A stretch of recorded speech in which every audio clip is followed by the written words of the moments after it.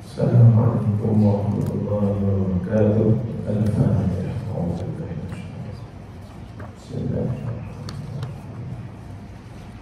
Alhamdulillah.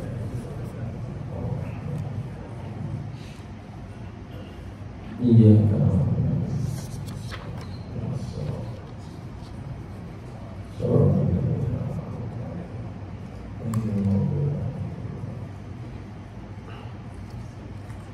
Bismillahirrahmanirrahim. Alhamdulillahirabbil alamin.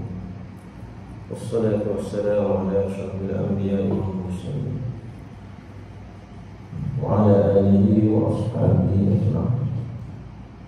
Rabbi shrah li sadri wa yassir li amri wahlul 'uqdatam min lisani yafqahu qawli. Subhanaka la 'ilma lana illa ma 'allamtana innaka antal 'alimul hakim. Wa la hawla wa la quwwata illa billahil 'azim. Allahumma la sahla illa ma ja'altahu sahlan wa anta taj'alul hazna was-sabra idha shi'ta sahlan ya rabbal 'alamin. Ini insyaAllah kita sambung hadis yang ke-37, keadilan Allah SWT. Keadilan Allah SWT, kelebihan dan kekuatan. Surat 597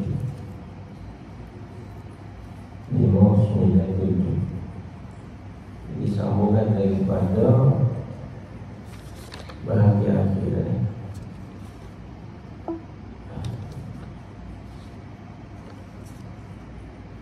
Bahagian kesimpulan hadis, itu perkara yang ke-8. Rahmat Allah Subhanahu wa ta'ala. Kita berdiskusi. Sesungguhnya rahmat Allah Subhanahu wa ta'ala atas orang-orang yang beriman sangat luas. Keampunannya merata dan pemberiannya tidak terbatas. Mari kita bicara tentang kepada rahmat yang terkandung dalam sifat Rahman dan Rahim Allah Ta'ala. Rahman, yakni Allah Ta'ala bersifat rahmat kasih belas kepada seluruh umat manusia, termasuk orang beriman dan orang yang tidak beriman. Adapun Rahim itu kasih belas Allah Ta'ala kepada orang yang beriman, sama ada di dunia maupun di akhirat. Jadi ini pasti kita bincang bagaimana rahmat Allah Ta'ala yang Allah Ta'ala putuskan ke atas dunia ini hanya satu rahmat daripada 99 rahmat, 100 rahmat. Allah Ta'ala cipta 100 rahmat, satu Allah Ta'ala utus kepada makhluk semua sekali di dunia ini, dan 99 lagi Allah Ta'ala simpan pegang untuk hari akhirat nanti. Jadi sangat luaslah kita orang beriman ini, termasuk selain daripada kurniaan yang merupakan nikmat yang banyak Allah Ta'ala kurnia kepada kita, iman dan Islam. Itu rahmat Allah Ta'ala. Ta'ala bagi kita iman, bagi kita Islam, hidayah dia. Kemudian kita lihat bagaimana Allah Ta'ala juga mengutus Nabi kita Muhammad SAW juga sebagai rahmat, rahmatan lil alamin. Wa ma arsalnaka illa rahmatan lil alamin. Tidak kami utuskan engkau Muhammad melainkan sebagai rahmat kepada seluruh alam. Rahmat Nabi kita ini yang kita bincang, Allah Ta'ala itu maknanya sudah dapat dilihat rahmat dia itu semasa dalam kandungan ibu dia, semasa kanak-kanak dia. Itu kita kata sebelum dia dilantik menjadi Nabi dan Rasul. Maknanya kalau dah manusia yang hidup sezaman dengan Nabi itu, ibu susu dia sendiri Halimatus Sa'diyah, Al-Haris Abdullah bin Al-Haris Abdullah, adik-adik sesuai dia Al-Haris bapa susu dia, melihat banyak perkara luar biasa yang berlaku. Suami Nabi muda lagi lah, waktu seawal 8 tahun sudah tahu, 8 hari, seawal 8 hari diambil daripada ibu dia Sayyidina Aminah.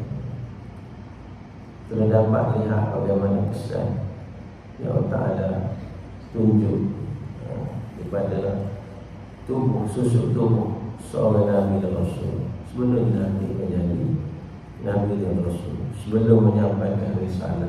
Allah Ta'ala telah tunjuk, adalah istilahnya disebut al-irhas, itu kalau luar biasa yang berlaku sebelum Nabi dilantik menjadi Nabi dan Rasul.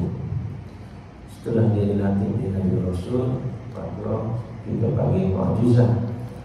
Maka Nabi kita sewaktu bersama Sayyidatina Halimatus Sa'diyah, Halimatus Sa'diyah dapat merasai perkara yang luar biasa, tapi mendatangkan kebaikan yang banyak.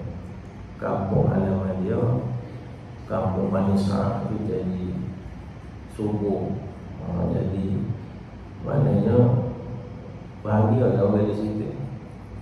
Kambingnya, untanya jadi suka. Pelik kan? Mari dari mana dengan kurniaan Allah Ta'ala daripada adanya seorang yang hebat, iaitu Nabi kita Muhammad SAW. Dan apabila Nabi dilantik menjadi Rasul, itu lagi hebat dia. Yang Nabi bawa rahmat dia, iaitu Al-Quran dan hadis. Dan Al-Quran dan hadis. Setengah daripada kalangan penduduk Madinah, dia rasa kagum dengan Nabi waktu kecil. Hebatnya Nabi, digelar Al-Aminnya Nabi. Maknanya semua orang suka pada dia. Kampung halaman dia disebabkan dia tu amal damai, suku, segar, tumbuh-tumbuhan, binatang pun dia segar. Tapi apabila Nabi bawa Al-Quran dan bawa hadis, dia tak punya terima. Sedangkan itu dah rahmat. Lepas itu Nabi kata, perkara yang tidak tinggal dua perkara, jika manusia berpegang dengan dua itu, maka manusia tadi tidak akan sesat selama-lamanya. Al-Quran dan Al-Hadis sehingga kiamat. Kalau kita nak lihat ada rahmat dalam kehidupan kita, diri kita, keluarga kita, masyarakat, negeri dan negara kita, maka kita kena berpegang dengan Al-Quran. Sama ada kita membaca dia, memahami dia, beramal dengan dia, baru boleh rahmat. Tapi ada orang yang meninggal Al-Quran, menjauhkan diri daripada Al-Quran, maka jauhlah rahmat Allah. Bila tidak ada rahmat, datangnya azab. Azab yang mari dan tentu dari mana ke mana, yang menyebabkan huru-harunya dunia. Dan rahmat Allah Ta'ala ini, Allah Ta'ala tidak kurnia setakat dunia maupun sehingga akhirat. Sehingga Nabi sebut dalam satu hadis, la yubdila ahadan minkum amali. Satu hari Nabi bagi peringatan kepada para sahabat. Nabi kata, tidak akan boleh menyelamatkan akan seseorang kamu oleh amalannya. Jadi para sahabat, dan Nabi kata, mulut beramal itu, amalanmu tidak boleh menyelamatkan kamu. Ini satu kenyataan yang pelik juga. Jadi menyebabkan kalau kita kata orang yang tidak ada motivasi, semangat tinggi, letih, buat gapo ramah, buat gapo sembahyang. Kan ibadat tadi, amalan tadi tidak boleh menyelamatkan kita. Ini Nabi sendiri keluar dari mulut dia. Qalu para sahabat tanya selalu, wala anta ya Rasulullah. Begitu kamu bukan kamu juga ya Rasulullah. Maknanya termasukmu juga ya Rasulullah. Dia kata gitu tu lepas tombak tak ada lagi cerita. Maknanya sahabat Nabi tengok Nabi ini beribadah lebih banyak daripada sahabat. Lebih kuat. Orang dia kata gitu tu dia tombak lepas. Jadi sahabat ni Kapur. ya. Tahu juga kita pun ada orang kata. Dia apabila Nabi ayat gitu, maknanya timbul persoalan. Sahabat pun timbul persoalan. Apa yang Nabi beramal, sahabat kau bangun wadah, sahabat kau pecah cumi. Nabi kita beramal, sedangkan Nabi itu sendiri pun sudah di dalam surga. Kan? Tiba-tiba Nabi pula kata tidak boleh menyelamatkan kamu. Amalan kamu, anda tak boleh selamat daripada api neraka dan tak boleh bawa kamu masuk surga dengan amalanmu itu. Gitu. Jadi qala, Nabi kata wala ana, bukan aku pun termasuk aku juga anak neraka. Aku pun masuk surga sebab amalan aku. Illa an yatadhammana lillahu bi rahmah. Aku jawabannya. Melainkan orang yang Allah Ta'ala limpah ke atas dirinya agar rahmat. Maknanya kita masuk surga itu dengan rahmat Allah Ta'ala, kasih sayang Allah Ta'ala. Itu nak cerita tajuk kita, tajuk rahmat tu, tajuk rahmat, kasih yang belah Allah Ta'ala, kesian dia kita. Begitu. Allah Ta'ala dimusibah dengan rahim. Jadi ada ulama dia kaji nama lagu mana dengan rahmat tepatkah amalan kita. Itu makna dia kata kita hidup atas dunia paling-paling 30 tahun, paling-paling lama pun 70 tahun. Walaupun mari kita dengan 124 tahun, ada makcik mana 124 tahun lama bagi dua kita betul. Tapi itu jangan sekali. Dia kata kalau mu beribadat selama 60 tahun, nak banding dengan harga surga Allah Ta'ala boleh? Pandai. Tak pandai. Kita beribu-ribu amalan kita pun nilai. Berapa ringgit, berapa dinar, berapa juta, bilion, bahkan nilai surga Allah Ta'ala. Yang mana surga tu tak ada kesudahan, tak ada banding. Betul tak? Di situ lah yang ulama kata Allah Ta'ala masuk surga bukan sebab amalanmu. Kalau amalanmu nak timbal dengan surga, janganlah, tak dibayar. Maka Allah Ta'ala masukmu sebab rahmat dia. Sebab apa? Kesian kamu sebab mula tahun hidup tu dia apa dia. Bersungguh dia beramal siap. Kok kita dengan anak kita tu. Kita dengan anak kita juga mengata juga mana kita ada rahmat. Mana kita sayang. Sayang juga. Betul. Sama-sama anak.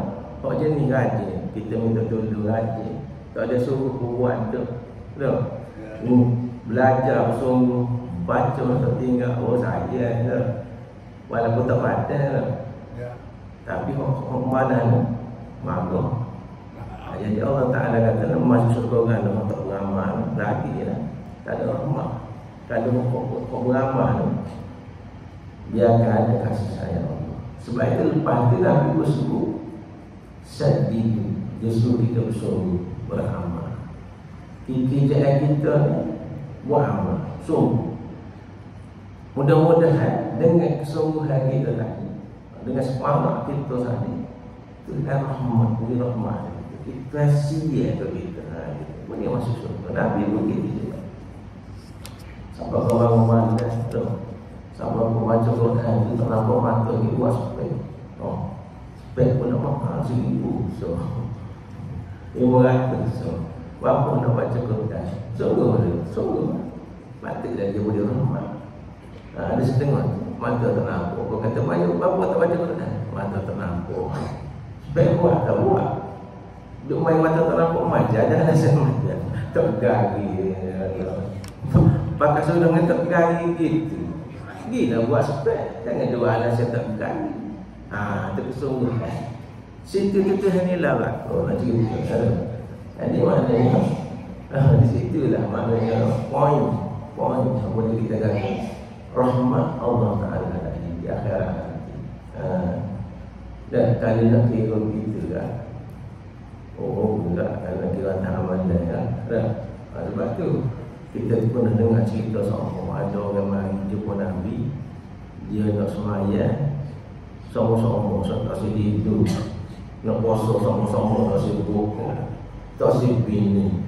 Yang dia kata tak boleh, aku bini, aku puasa, aku buka, aku tidur, aku bangun semayang. Jadi kalau nak buat amal kita pun tak ada juga. Menyebabkan Tuhan benci. Kalau Tuhan benci kita sayang, tak masuk surga. Buat tak betul dengan dia lah. Sebab tu Nabi kata sini sadidu, buatlah amal itu dengan betul. Seperti mana yang dikendaki oleh Allah Ta'ala. Waqaribu, kemudian betul tadi pula kena orang bagi seimbang. Qaribu itu seimbang. Tak boleh berdoa pula, tak boleh cuak pula, tengok-tengok. Benda ni sebut apa? Wasatiyah. Wasatiyah, pertengahan. Mana pagi tu pergi kerja, tengah hari semayang zuhur, pagi kerja pula, pas semayang asar, pas kerja pula, pas semayang zuhur. Bukan kata tak pergi kerja, sedikit cokok, tak semesti masuk surga. Menyebabkan Tuhan benci, tak pergi cari nafkah. Contohnya anak sampai berlapar, isteri tak boleh makan, ataupun menyebabkan isteri kena pergi kerja. Maksudnya suami kerja, jadi isteri kerja, menyebabkan Tuhan malu. Gitu. Tidak Nabi kata sadidu wa qaribu. Maknanya disebabkan amalan kita tadi, kerja buat kita tadi yang betul sebagaimana yang Nabi Allah Ta'ala, kesederhanaan kita dalam amalan tadi menyebabkan di situ kita akan mendapat rahmat Allah Ta'ala. Daripada rahmat itu Allah Ta'ala akan masukkan kita dalam syurga. Cerita pasal rahmat. Pasal rahmat ni luah. Cerita berbahasa. Kemudian yang kesembilannya, hukuman Allah Subhanahu Wa Ta'ala. Jadi pahaman tak betul kalau orang lagi duduk rumah, dia dicopot rumah. Dia kata dengar hadis-hadis kata kita ni tak masuk surga kecuali dengan rahmat Allah. Tak ada sedia di rumah. Sesuatu Tuhan bagi rahmat kita masuk surga. Tuhan nak bagi rahmat kan rumah mana? Di rumah. Tuhan akan bagi rahmat bagi orang rajin, hak sungguh, hak mana ke depan. Ke depan semua dia buat semaya ke depan, buat baca Quran ke depan, buat di rumah ke depan. Bukan kata dia cokok belum tunggu rumah tak jauh ke sana. Tuhan bagi rahmat. Itu saja. Ramai orang pakai gitu. Tak pakai gitu. Itu pegangnya saya. Hukuman Allah SWT. Allah SWT tidak menghukum niat untuk melakukan kemaksiatan yang terlintas dalam jiwa dan pemikiran, kecuali jika hal itu dimenangkan oleh amal dan pelaksanaan. Ini kita bahas juga. Kita bahas juga bagaimana orang itu ada niat nak buat jahat ataupun ada niat nak buat maksiat. Ada tiba-tiba Nabi kata jika dia tak buat dapat pahala kan. Dan kalau orang niat nak buat kebaikan dan dia tak buat, boleh pahala juga. Di situ adalah kita bahas bagaimana niat tadi disertakan dengan keazaman. Memang dia berazam nak buat, ada dia nak berazam dari jiwa dia itu memang dia nak buat. Yang tidak dihukum itu ialah terlintas lah. Dia panggil lintas kita ni yang manusia biasa, dia terlintas macam-macam tu loh. Oh, nak go tu, nak go ni. Ada juga tu, cita-cita tu. Cita. Ada setan kan. Nah. Cerita. Ya telitahlah lah. Sebabnya begini. Dia para sahabat radhiyallahu anhu ni, apabila satu masa turun ayat, dan surah Baqarah turun ayat. Kalau ya wa in tubdu ma fi anfusikum aw tukhfuhu yuhasibukum billah. Kita baca ni. Kita buat wiri lepas sembahyang. Amanah Rasul. Biasa kita ambil ayatul kursi, kemudian amanah Rasul. Tapi ni kalau nak dirutinkan ayatul kursi, dia tak baca dengan amanah Rasul. Sebenarnya amanah Rasul tu baru. Nabi banyak kali kita baca dalam rumah kita. Saya tak rasa amanah Rasul. Ayat ujung, ayat akhir amanah Rasul kan. Kau tak ingat kalau kita biasa semaya ajak kita baca ayatul kursi, kemudian kita baca amanah Rasul. Dalam ayat tu Allah Ta'ala sebut wa in tubdu ma fi anfusikum. Jika sekiranya apa-apa sahaja yang nyata pada diri kamu, autukhfuhu ataupun yang tersembunyi dalam diri kamu, yuhasibukum billah. Allah Ta'ala akan hitung berlaku. Para sahabat tunjukkannya. Oh, kenal dia berlaku. Sudah video lah. Para sahabat dia jumpa Nabi. Para sahabat kata, kalau Allah Ta'ala suruh sembahyang lagi, suruh puasa lagi, suruh baca Quran lagi, suruh pergi berjihad, mati yang ada perang kan. Tapi jenis kok sembunyi dalam jiwa ni kami tak ada. Tak ada nak hadap. Muka telitah sombong. Ada sombong telitah ke tak? Nak buat gotu, nak buat gotu ni buah telitah ada sombong. Pasal kita manusia biasa kan. Dia marilah lah. Kalau marilah terhakir, marilah terhakir apa? Ni sahabat kata. Ada sini kemudian Allah Ta'ala turun ayat lepas tu, la yukallifullahu nafsan illa wus'aha. Allah Ta'ala tak berat atas diri seseorang itu melainkan dia mampu. Manakala benar amalan hati orang terita Allah tadi Tuhan tak ambil kira. Dia terhapus hukum dia dengan ayat la yukallifullahu nafsan illa wus'aha. Baru tu orang sahabat. Ini maksudnya kalau kita terita Allah tu tidak diambil kira. Allah Ta'ala tidak hukum kita. Kecuali kita memang berazam. Kalau berazam ni lain. Ya, dia terpacuk. Mana tu lagi ni tak balik kan? Gitu kan? Tu manakala dia tak buat tadi juga dengan niat tinggal kerana Allah. Mana contohnya dia janji dia dengan seseorang. Dia tino lah, nak berzina je. Oh, dia bersiap pagar comel naikkan ke comel dia buat. Sampai berjalan. Tapi buatnya harap dosa aku pun. Mana kau suruh buat kerana Allah. Ada boleh pada. Boleh pada. Tapi kalau dia pergi comel, siapa ada baca dia. Ada baca dia. Mau siap cacat. Tak boleh buat. Ada tak boleh pada. Hati dia tak buat sebab orang. Tak ada. Ada tak boleh pada. Kita ada. Ataupun kita macam nak buat kopi di cari, gambar kopi. Tak ada. Anak kau tinggal macam tu. Tak boleh masuk. Tak jadi buat. Maka tak boleh pada. Ada pada ada cara dia. Begitu juga niat nak buat baik. Berazam untuk pergi buat baik. Contohnya, petang tadi dia memang berazam nak pergi masjid. Berazam. Dia buat Allah. Kopi ribu. Baju hujan ada. Motor dah ada. Kalau pergi masjid dulu. Kalau pergi nanti pokok batang Jumat, nanti pokok tak boleh pergi maya di rumah. Boleh pahala dia, boleh pahala. Seperti mana dia mati semaya di rumah. Dia boleh pahala. Tapi kalau ni saya saja orang baik. Tak ada sebab ke apa. Tak jadi lagi. Tak boleh pahala lah gitu. Dia tak boleh pahala gitu. Itu makna dia orang panggil memai. Nama orang memai. Dia memang berasal. Orang berasal tu yang ada nilai dia di sisi Allah Ta'ala. Amalan sebab kita yang 10 tu amalan setiap mukmin.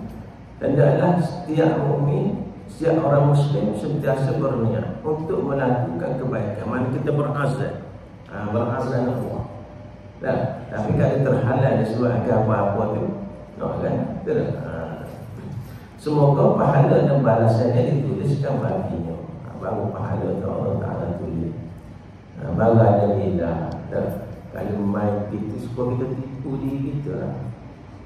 Mana ni putus ada. Ada main yang semacam sedap ke ramah ni ada ke. Muka tak habis mengenyak dia. Hendaklah dia juga membiasakan melakukan kebaikan jika peluang terbuka baginya. Waktu penting. Maknanya dia sebaik-baiknya dia buat. Bukan niat saja.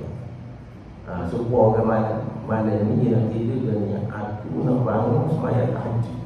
Memang tiba-tiba pun pada sedar. Bila dia tarik dia muka hadap dia kata bangun. Tak bangun. Jangan main. Dia tarik dia. Pada sedar kan. Kecuali dia tidur mampu. Detik. Sudah bukan subuh. Boleh pahala. Niat dia tadi nak bangun sembahyang tahajud tadi, kemudian dia tidak boleh buat disebabkan dia terhalang sebabkan dia tertidur, tak dibangun. Maka diberikan jalan pahala. Maknanya yang betul-betul nak buat lah, bukan sahaja-sahajanya gitu lah. Yang dalam dia juga membiasakan melakukan yang dibuat amal tadi, kebaikan tadi jika peluang terbuka baginya. Jika ada masa, jangan tunggu tidak sibuk. Ada lagi tunggu tidak sibuk, ataupun nak beramal ni tunggu kencing. Lepas kencing sibuk pun dia akan cucu di situ di sini. Masa kerja sibuk dia tak ada beramal. Jangan tunggu tidak sibuk beramal sekali. Dan amalan tadi maknanya tidak terhenti pada amalan-amalan khusyuk ataupun amal ibadah fardu yang ditetapkan Allah Ta'ala. Semua kehidupan kita, kalau kita niat kerana Allah, jadi amal, jadi amalan. Dan kerja niat amalan jadi amalan. Dan semua aspek kehidupan kita ini kita buat dengan cara yang betul, maka diberi ganjaran sebagai ibadah kepada Allah Ta'ala. Kita pakai baju pun jadi ibadah. Pakai piuh pun jadi ibadah. Pakai selipar pun jadi ibadah. Naik kereta pun jadi ibadah. Dengan syarat, cukup 2 syarat ini. Niat kerana Allah. Yang kedua, menepati syarat. Itu ya, untuk menjadikan sesuatu amalan ibadah, biar ada 2 syarat tadi. Tapi kalau niat kerana Allah Ta'ala, yang kedua tu bercanggah dengan syarat tadi. Nak bicu niat kerana Allah, ada jadi. Tidak jadi ibadah. Gitu. Kemudian ikhlas. Yang ke-9 ikhlas. Ikhlas dalam mengamalkan yang baik. Kena ikhlas juga. Kita nak beramal tadi kena ikhlas untuk mendapatkan ganjaran tadi. Kalau tidak ikhlas tadi, kita sebut sebagai riak. Riak. Menunjuk-nunjuk saja lah. Ikhlas kerana Allah. Dan meninggalkan kemaksiatan adalah landasan untuk mendapat pahala. Juga kena niat kerana Allah. Sebab apa kita tinggal maksiat? Sebab Allah Ta'ala larang. Sebab dia larang. Dan maka semakin tinggi keikhlasan, semakin berlipat ganda pula pahalanya. Gitu. Dia ada tahap keikhlasan kita ada dia punya peratusan. Banyak orang ni banyak tinggi sifat keikhlasan dia orang ni gendam. Situ pula akan berlaku tak sama dari segi ganjaran pahala di sisi Allah Subhanahu Wa Taala. Jadi apabila tajuk kita hadis ke-37. Kita masuk sikit hadis yang ke-38. Insyaallah. Kita baca mata hadis. Hadis ke-38. Wasilah menghampirkan diri kepada Allah Subhanahu Wa Taala dan cara yang cinta. Itu tajuk. An Abi Hurairah radhiyallahu anhu qala qala Rasulullah sallallahu alaihi wasallam inna Allah ta'ala qala man 'ada li waliyyan faqad adantuhu bil harbi wa ma taqarraba ilayya 'abdi bi shay'in ahabba ilayya mimma aftaratu alayhi wa ma yazalu 'abdi yataqarrabu ilayya bin nawafil hatta uhibbahu فإذا أحببته كنت سمعه الذي يسمع به وبصره الذي يبصر به ويده التي يبطش بها ورجله التي يمشي بها وإن سألني أعطيته ولئن استعاذني Ya'izannahu rawahu al-Bukhari. Maksudnya daripada Abu Hurairah radhiyallahu anhu, katanya Rasulullah sallallahu alaihi wasallam dalam bersabda, sesungguhnya Allah Subhanahu wa taala berfirman, barang siapa memusuhi wali-waliku, sesungguhnya aku mengisytiharkan perang ke atasnya, dan tidaklah seorang hamba itu menghampirkan diri kepadaku dengan sesuatu yang lebih aku cintai, melainkan dengan barang yang telah aku fardukan ke atasnya. Bukan barang siapa kan, silap terjemah. Perkara mana situ? Perkara yang telah aku fardukan ke atasnya, bukan barang siapa. Berdosalah hambaku mendekatkan diri kepadaku dengan mengerjakan amalan-amalan nawafil. Nawafil ini maksudnya sunat, amalan-amalan sunat, hinggalah aku mencintainya. Apabila aku mencintainya, aku akan menjadi pendengarannya, dan dengannya ia mendengar. Aku adalah penglihatannya, dengannya ia melihat, dan tangannya dengannya ia memegang, dan kakinya dengannya ia berjalan. Dan jika ia meminta dariku, aku akan mengurniakannya. Dan jika ia memohon perlindungan denganku, aku akan melindunginya. Diriwayat oleh Al-Bukhari. Jadi kita berisikan, insyaAllah kita orang menyebutkan tajuk hadis 13 wasilah mengambil diri kepada Allah Subhanahu wa ta'ala. Wallahu a'lam. A'udzubillahi minasyaitonir rajim. Bismillahirrahmanirrahim. Alhamdulillahi rabbil alamin, wassalatu wassalamu ala asyrafil anbiya'i wal mursalin wa ala alihi wa sahbihi ajma'in. Allahumma ja'al jam'ana hadha jam'an marhuma wa tafarraqana min ba'dihi tafarraqan ma'suma wa la taj'al lahum fina wa la ma'ana wa la minna shaqiyyan wa la mahruman wa la mahruman ya rabbil alamin.